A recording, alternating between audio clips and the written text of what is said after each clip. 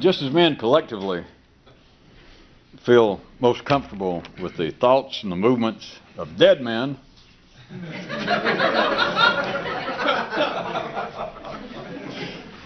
there's our continuity place. Remember, that was from last time. But so too do individuals. Most trust dead ideas they already have. Last time we mentioned this, and I assume from most ordinary views, since I try to speak for ordinary views at times to make it interesting,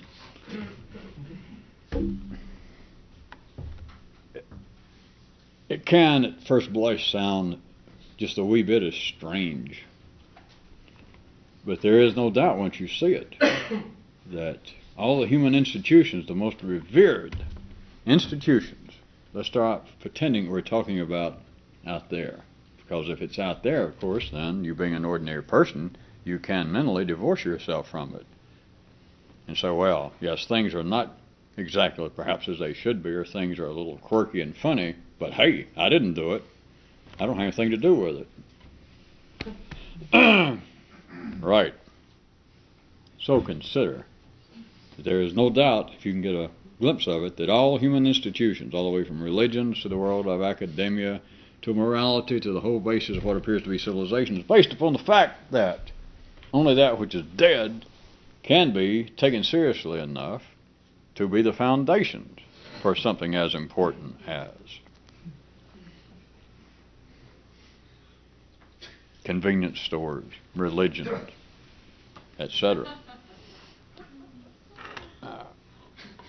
There have been all sorts of attempts for humanity to analyze what makes religion, what makes society hang together. But if you can see it, there is one absolute cornerstone that you could let your mind ramble and perhaps run across John Lee Hooker. You could come up with other descriptions, which it's not a matter of right or wrong or for us to debate them, but there is one on which all the rest can stand, and that is that if the mind collectively, that is ordinary thought, and the wisdom of humanity throughout the ages, and not excluding contemporaneously, for them to take anything seriously enough, for humanity's mind, for the thinking heartland of our area of reality, that is humanity, to take anything seriously enough for it to become an institution, for it to become revered, it has got to be based upon the movement itself, the ideas, the philosophy, the words, etc., the scriptures, the directions have got to be based upon the dead. That is part of what also, in another sense, and it's not psychological, it's not sociological, it's based upon the continuing generation of genes, but that is the unseen structure behind all the manifestations of fads and fashion, is that they appear to be, by the general consensus of sane humanity, the collective wisdom of people. They look upon all fads and fashions as being, rightfully so, ephemeral, usually pretty smelly, because the mainstream of life is always what? Over 21. Who runs the institutions and etc.? Grown people. And so it is always what appears to be kids. And all grown people know that you can't trust kids, especially teenagers. They're going to wear their hair funny. And if now we have in our collective wisdom decided enough of facial hairs, beards, and mustaches, that was good enough for the 60s. But now it's back to fresh-shaven people like Martin Van Buren intended. And sure as hell as that happens, the next generation, out of a clear blue sky, will suddenly be wanting to have beards. And the adults, which represents the collective wisdom in the civilized sense, always look upon the kids as being from the full spectrum of being nuts, druggies, deranged, just crazy, because they are not dealing with, they do not have enough. The adults now, ordinary people, of course, would phrase no way. They'd say, well, they do not respect our institutions enough. But all they're saying is this new generation of genes is not yet properly impressed by the dead. Whereas when you're 40 or 50, the dead is awfully impressive, because when the wind's just right, by God, you can almost smell them. You almost hear them coming, saying, come home, we're waiting. And that's when people again want to take their own blood pressure, check their own temperature. Be sure and tune the news when it's the health segment to see what the latest disease is. Whereas, when you're a teenager, let us say, as we all know, those of you that's got any kind of non-linear memory, when you're a teenager, Jesus Christ, you're invincible. If you're sane, if you're some kind of nut teenager and worried about death, you're probably headed to the priesthood or something weird anyway. But any decent teenager knows, for instance, when you're 50, you know you can't drink and drive, and you probably shouldn't drink. Martha, turn on TV and let's hear what the latest news is on the dangers of alcohol. But Jesus Christ, when you're 15, you can get drunk, sit in the back seat, and drive with your feet and your eyes closed.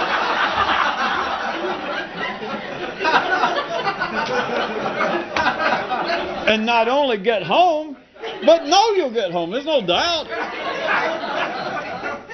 All right, that, beyond all those hardwired examples, is what I was talking about.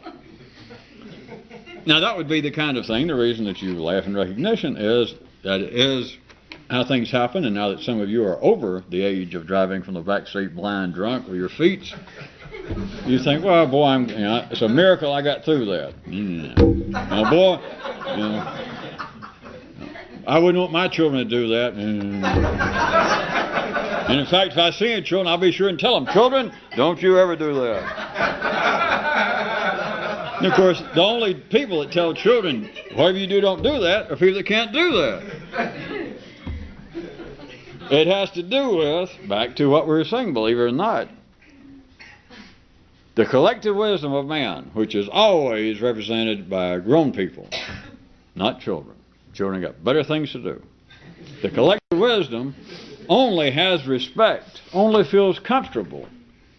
All the institutions of humanity, that which holds the semi of civilization in the middle of the road, is the grown people, and they only respect the dead.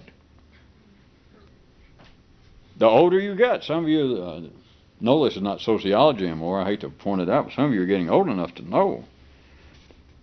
It's there. Let me tell you one more time, those of you who are watching this in some sort of semi-lucid condition, it has nothing to do other than its reality behind it, but it is not psychological and it is not sociological. But the older you get, notice, I'll give you a hint. It starts with an H. That's right, enzymes. Close. Harmonies. But notice, the older you get, it's just a fact. The older you get at the ordinary level, which you all are, for instance, let's say that you are interested in music. You've always liked music. The older you get, without any doubt whatsoever, the greater, how's this for a sentence? The greater is the paucity of decent singers and records. In other words, the older you get, talent goes downhill. And people will say, well, I've always loved music, and I am not a stodgy old sort. I try to keep my ears open. I try to have an open mind, but Jesus, what the teenagers are calling music now. Now, when I was a teenager, I know my parents said, how can you listen to that? But that was a different story now. But this stuff, or it can be art, it can be clothes. And if it's none of those, then it's always the good overall standby. Life is just goddamn going to hell. It's not safe to go in the streets. We're destroying the environment. Or if you're not, you don't have to be in that. It's just people. People are becoming absolute beasts. They're just animals. They've got no respect for anything. It's just shocking. In a sense, I'm glad that now I am 60 because I don't have to be around that long to see things get worse. Now back to it. The chuckles, and those of you out there by the icebox, you're still chuckling. Some of you out there in TV land.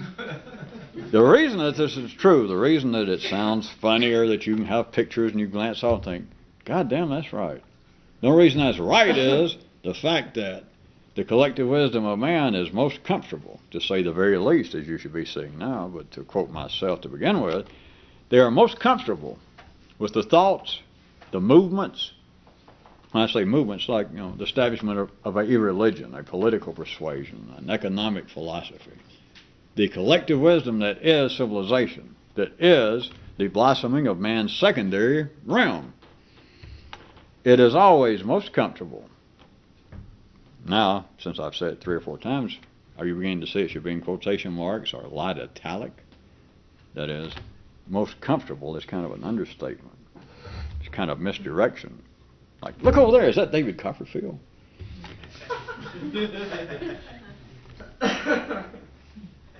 Is most comfortable. All right, let's skip all that.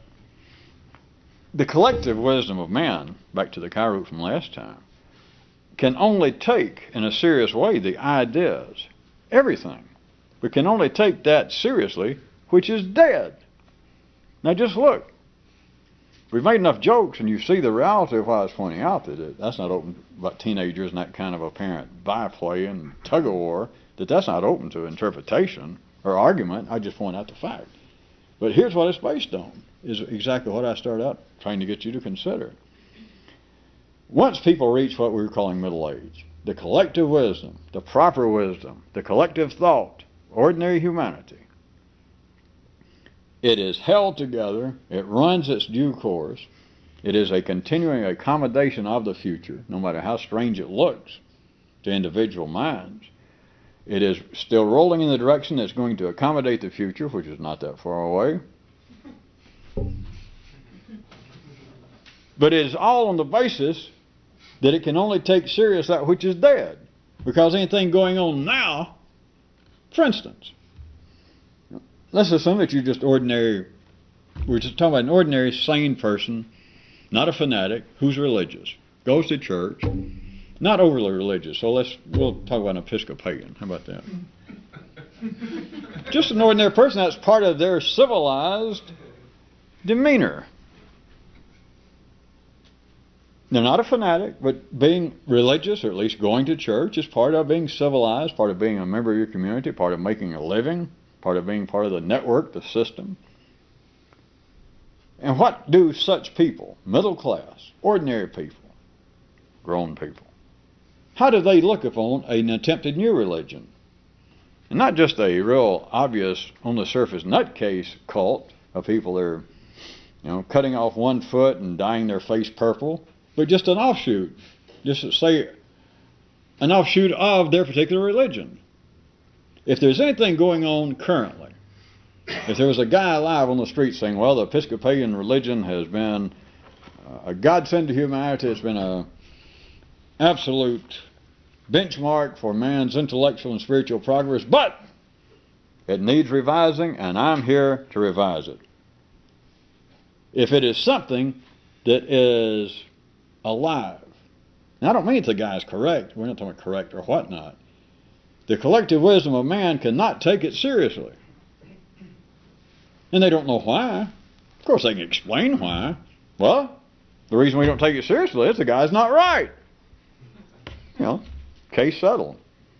Will kick me in the ass and throw me out the door. They always got an answer if you say, well, why do you have such a negative reaction to this? And the answer is always, well, because it deserves it. And that's all you can do is maybe try to kick yourself in the ass and leave and save them the trouble. But the part that the ordinary wisdom, ordinary thinking cannot see, and they attempt to explain it. It's nothing new. They've always been attempting to talk about it. But it's right out the verge of the real goof fields. They're not quite in there yet. They say, well, at their very best, I'll speak for historic humanity and interpretations that they've attempted or analyzation. They'll say, well, things that have been around a while, things that have a track record, things that have a history, like a religion. And they were saying this back in Greek and Roman times in the Western world. They say, well, now, a religion that we have been pursuing that's been around a while, it seems to have a greater impact. It seems to have, and then they start falling in as they have no other recourse in their attempted psychological descriptions, that they'll say, well, the impact of its lineage, of it being here, seems to have a greater impact on society as a whole than some brand new religion, than some guy down on a street corner that's, handing out handbills and got a placard saying the world's coming to an end, or they attempt to analyze it, that something that's been around. And the person attempting the analyzation might not even be religious, to stay religious for a minute. He may say, well, I'm not particularly religious, but I understand why the state religion, or why the main religion, has a greater impact and people take it seriously, even though I don't personally, but they seem to take it seriously. I can see how they do, as opposed to this guy on the street corner. Because there is something psychological in the fact that this religion has been around, it's older than we are, right or wrong. But do you hear what they're saying? And they keep attempting to do that, and they do it with political structures, they do it with all forms of philosophy, they do it with morality, of saying that they'll normally be dragging in words, of course, by then, of tradition, which is normally done in Old English script and seems to have ivy growing around some of the letters. And you think, tradition. It's hard to kick tradition, unless you're a bricklayer or from Arkansas or somewhere. But tradition, even if it's not your tradition, you think, damn tradition. It just seems like, it's like a good old pair of Levi's. Even if you don't wear Levi's, it's like you appreciate that somebody else has a tradition. Especially if they don't come over and try to rub your nose in it or get you to contribute. It's just something they do, and it seems to be something about the antiquity of it. Now back, if I may be so bold, to our original description. The collective mind of man can only take the dead seriously. It's not just dead people, although that is the obvious part.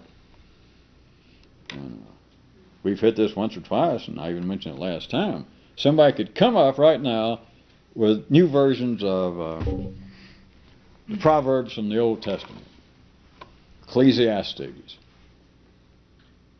And let's say that they could take the same basic idea and put in some kind of new words and present it. No one in the collective, in the mainstream of life, let's say in America, anywhere in the Western world that's influenced by the Old Testament, they could hear it, and if you said, there's been similar ideas. Did you ever read the Old Testament, Ecclesiastes or Proverbs? And the person goes, yes. You say, well, there seems to be a certain similarity. This guy's no idiot. And they could go, well, yeah, it's not quite as good. You got to admit, it's not quite the same. What are they saying? And we're not debating the literary value of either one. If they're ordinary, they cannot perceive it as being as good. You understand? It's not about whether it is or not. That's not it. They can't, because they're not supposed to. If it's too alive, you can't take it seriously. And so they even come up with a word for it. That's a fad. It's a cult. It's fashionable. Sure, it's fashionable. I know the guy. He's got a following now coming out and going blah, blah, blah. And I can tell what it is. It's just kind of rehashed, warmed over. It's mostly the Oxford Book of Famous Quotations. Or all he's done is taken Proverbs and kind of twisted them around. But that guy, I've been around, and that guy is no David. Whatever happened to Senator? What's his name? Never mind, that was too obscure. It was the debates from 4 years ago. Yes, I've worked with Old Testament people, and son, you're no Solomon.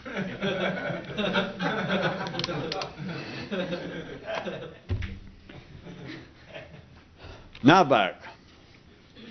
This is simply a fact, and if you can see it, may I suggest it's very interesting, beyond being helpful. That to get past the point that it's some kind of struggle going on, that old people don't know anything, that young people do know something, vice versa, or that religion's been around a long time, know something, or political structure's been around. If you see this, it is the alive continuity of life, the secondary, forget about the primary. It is the secondary. The continuity is such that the collective thinking of man, the collective mind of man, which is what's holding all this together right now, is such that the only thing they can take seriously, and I keep pointing out there and doing hand gestures, and saying you too, the only thing you can take seriously, you got no choice, genetically, it's hormonal. You got no choice. The only thing you can take seriously is that which is dead. And all other explanations are just kids on the playground going, yeah, yeah, yeah, yeah, yeah. It's not that it's right or wrong, but it doesn't explain anything. Then, the double interest, at no additional cost, is to realize that right here, in the individual mind at the ordinary level, is that same sort that you can't take anything seriously unless you can't really trust it unless you already know it. And the ordinary mind can hear that, and assuming that realize that the sentence almost makes rhetorical sense, would then say, that's silly.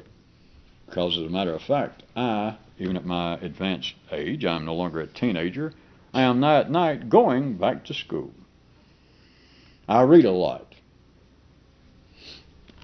It's one of the Kyroots that I figured would offend some of the members of the Library Association who were in attendance tonight was a man who said those people who cannot think read books. And I'm with you. I don't think we should stop and deal with that one. An ordinary mind would say there could be no correlation. I see some sort of psychological, maybe a form of intellectual mass delusions where what you said about people having more faith in ideas from people who are long gone, I can see, we might call it a certain kind of almost socially acceptable psychopathism. But you can't say that individually. Hell, I couldn't hardly say it. Pardon me, sir. But the ordinary mind would say that's not true, that we are struggling to improve ourselves. I like to read books. Every now and then I'll pick up a magazine that I know is slanted in a political direction not of my particular liking. I must repeat, in the same way that men collectively feel most comfortable with ideas, movements, theories, philosophies, that's what Holy Scripture is, of course, feels most comfortable with that which is what? A hand gesture. That which is dead. Then individually men feel they most trust ideas. They wouldn't like to hear it this way.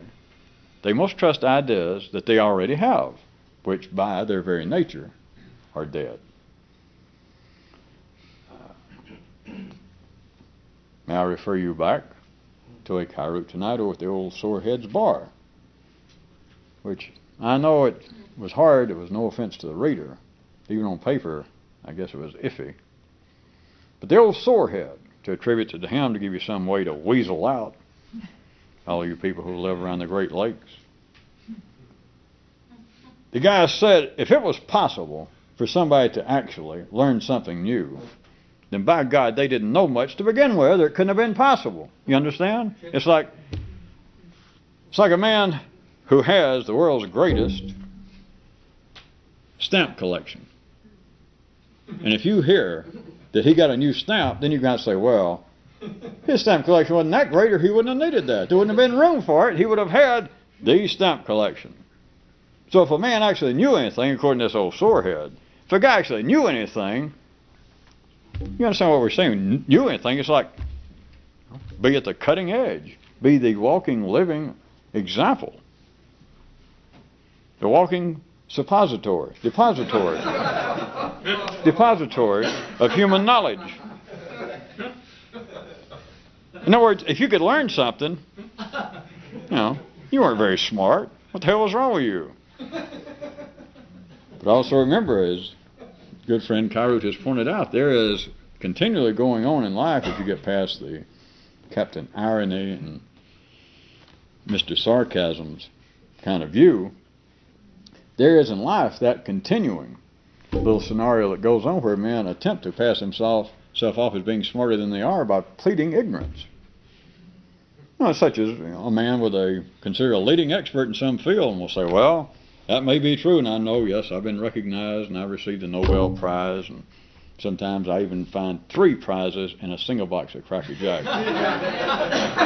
There's no doubt I am hot shit. Probably a Nobel Prize winner wouldn't say that, but I don't know, having never won one. But you understand, you could take the kind of attitude, if you get away from the kind of view that this was sarcastic or etc., you could look at it this way, that if a guy pleads a kind of ignorance, saying, well, I thought I knew all there was to know about inorganic chemistry.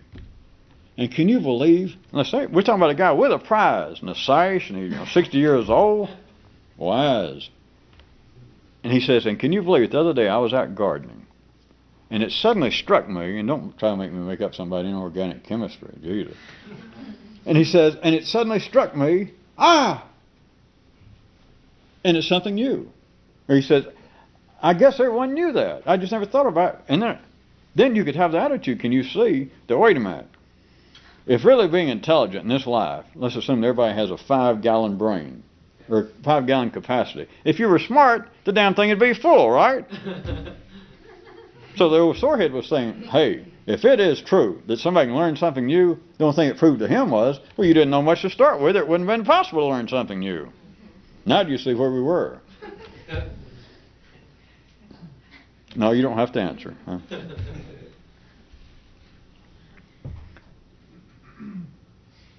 People say, the ordinary mind would say that it wants to learn something new. And I am not naysaying anybody's hobby to take up some new course of study. But in the widest sense of them actually being able to change the hormonal structure, being able to change the blood, being able to change what they are, I must tell you in the waning minutes, that that's kind of iffy. All right. It's getting close to illusionary. Okay. It's getting real close to illusionary. That people say, I want to learn something new. Once you get past the age of being fashionable, once you get old enough that your hormones are over the hill, nowadays let's say 20 years old, more or less. After that, what you trust, not just collectively, not just the collective thinking of humanity, that is, that you, which you probably would be, but let's give you a little credit, or let's pick out an individual. It's not that then you began to be, as so many are, suddenly drawn back, even at the age of 20 nowadays, or 21. Suddenly think, well, enough of this being a rebel and smoking those strange cigarettes and attending orgies. I don't know, I suddenly began to, maybe it's the call of tradition. Hello! I began to realize that perhaps my forefathers' religion, my father's values were not all that tacky and old-fashioned. Which is another way of saying, God, I'm about to die. Not just physically. Remember, we're talking about the secondary, because the guy may have another 40 or 50 years to physically live. But what he's saying here is, because where can the ordinary mind turn for something stable? There is the extreme urge once you get old enough that the hormones are slowing down a little bit, and you're no longer a teenager, you're no longer the new generation. Because by the time nowadays you're 20, as all of you know, whatever the hottest fashion was when you were a teenager, now that you're 20, hey, you're out of it, Charlie. There are kids around now 14 laughing at you. I mean, you think you're still laughing at people 40. You just turned your head just for a second. Now you were 19, the kind of right hair, taste in music, clothes, everything, and you laughing at these 40-year-old farts, and you turned around and they're laughing at you, which is the way it's supposed to be. All that is not the sound of laughter, it's the sound of health. It's just people dying take it personally.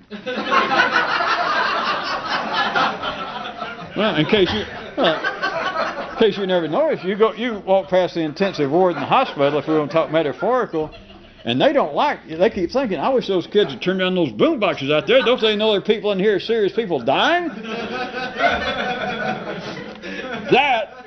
That individual is the way the mind feels once you get old enough that it's kind of like, well, all right, I'm grown, I guess I'll go ahead and marry her. Who's the last girl I got pregnant? I'll marry her.